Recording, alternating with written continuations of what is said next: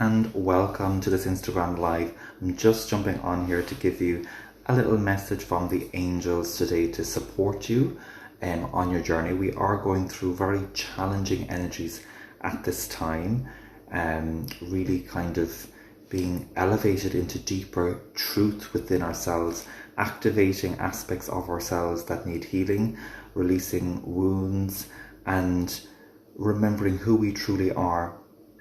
And what the angels and God want to bring your awareness to today is helping you to remember your divine truth, your divine inheritance, who you truly are. Because I believe a lot of our challenges here on the earth plane are because we feel disconnected from God.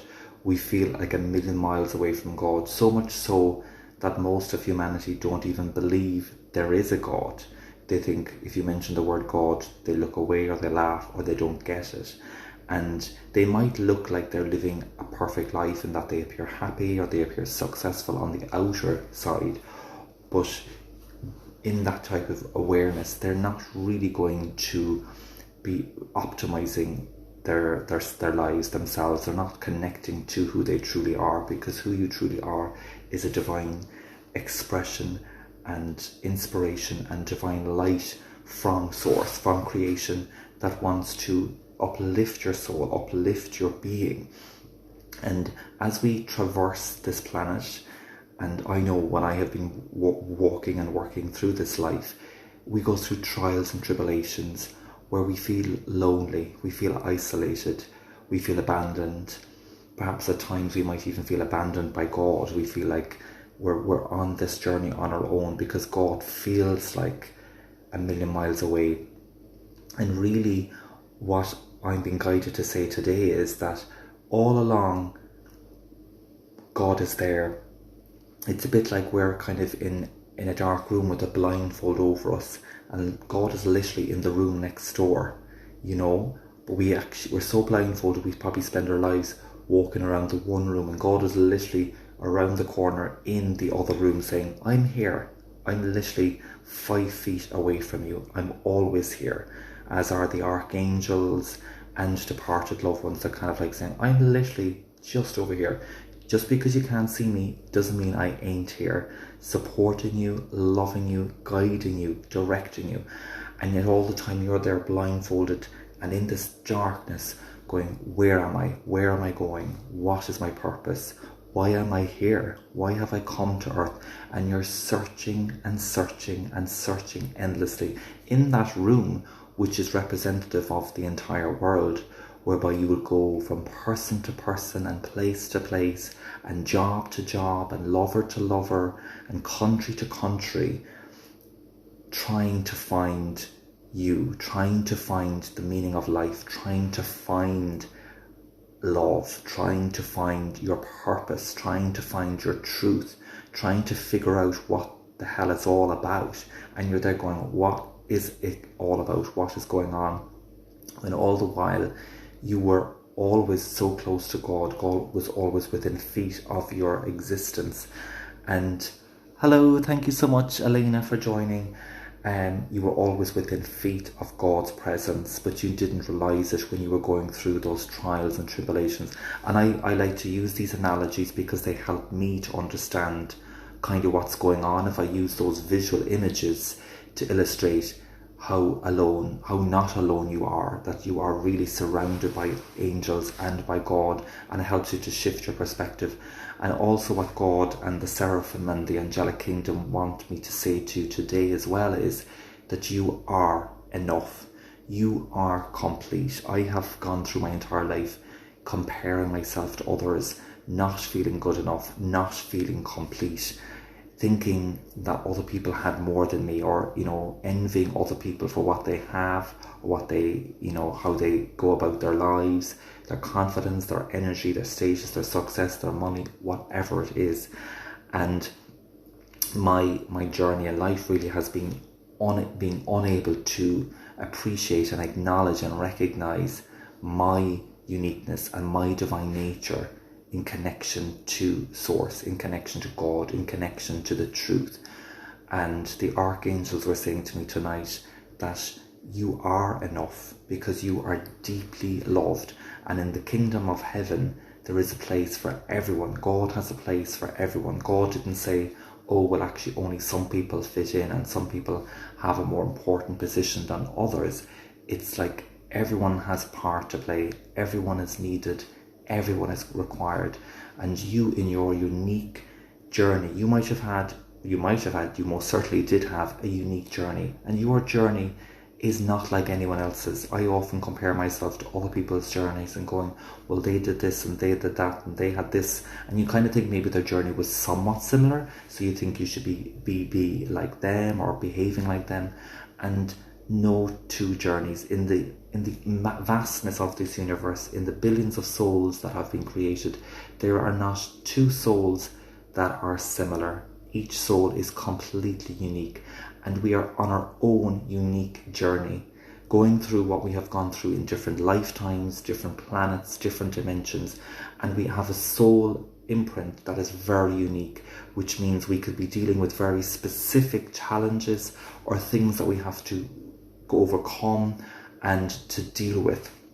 And that's why we shouldn't compare ourselves to others, even though it's easier to say that, but we can fall into that trap. I know I am guilty of falling into that trap, but that's where God brings us back. And tonight, before I came on here, as I was having a bath, I was connecting to the seraphim angels and to God, and it was connecting back up to my higher heavenly self, that aspect of me in heaven that is complete, and said, you are complete. You always were complete. You have all of the love that you're seeking inside of you.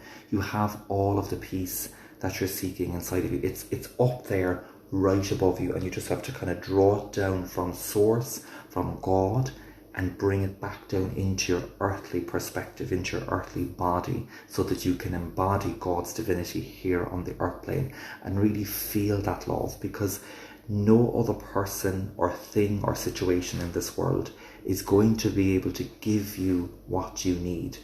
And the archangel said to me like this: if you think of each of the archangels, each archangel has their role to play, like Michael and Gabriel and Raphael and Uriel among the others.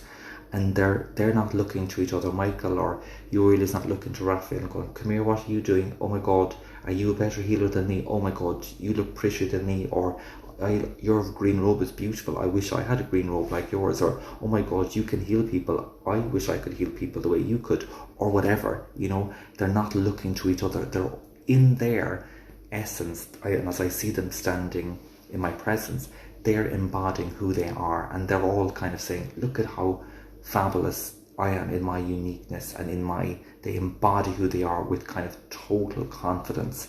And that really is the secret to life. And that's the journey that I'm navigating on this earth plane through the assistance of the angelic kingdom. They're teaching me to learn this in this lifetime, to be accepting of myself, to show myself that compassion.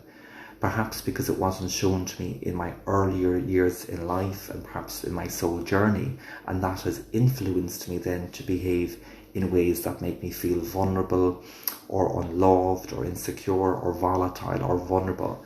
But God has been my only source of reconnecting back to that truth.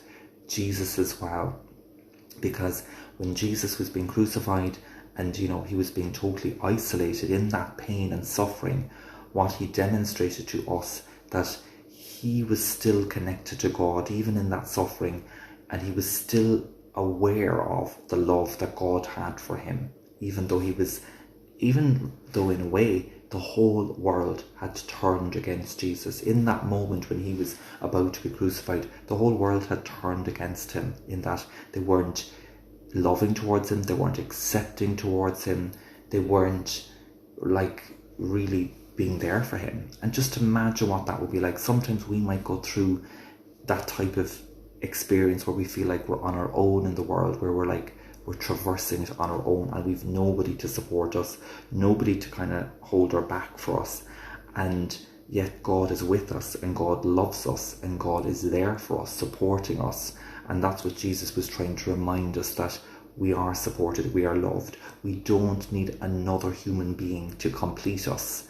You know, we do need connections and company and the connections to others, but ultimately it is the love and the presence and the Spirit of God that ignites us and that uplifts us, because that's what we can bring to others. We can't really get stuff from other people and then say, you know, I'm going to get a bit of love off this person and that will fill me up, so then I can go to this other group of people and bring my love to them. In truth, we are to draw that love down from God, to embody it, and to kind of say, right, I am embodying my truth, I am embodying the love of God, and now I'm filled up with the love and the Spirit of God, and I'm ready now to share it with the world, so that I can go out there and share it with the world. And that is our truth.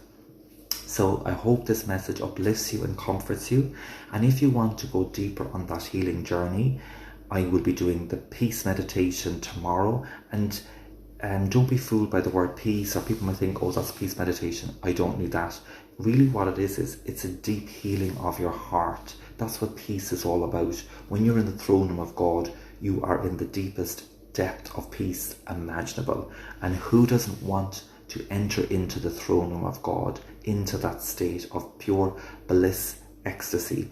People all around the world are taking drugs and alcohol and engaging in sex and all sorts of things, money and greed, to try and experience that bliss, to experience that ecstasy that we can only get at the deepest level by in the presence of God and feeling that inner peace. So that is the power of this meditation. That's the power of the energy that you are connecting to your truth, which brings comfort, healing, and nurturing and compassion to your heart, to heal any woundedness or challenges that you're currently navigating. So do join me for that tomorrow at 7 o'clock UK time.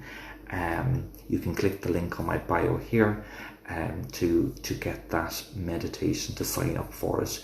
And if you'd like to receive an angel healing meditation, you can, or an angel healing session rather, you can click the link in my bio as well if you want to go on a unique healing journey directly with me, where the different archangels will step forward to bring you messages and specific healing to uplift your being at this time. You can click the link on my bio to learn more about that. Sending you all lots of love and blessings, and have a beautiful day. Bye. See you tomorrow.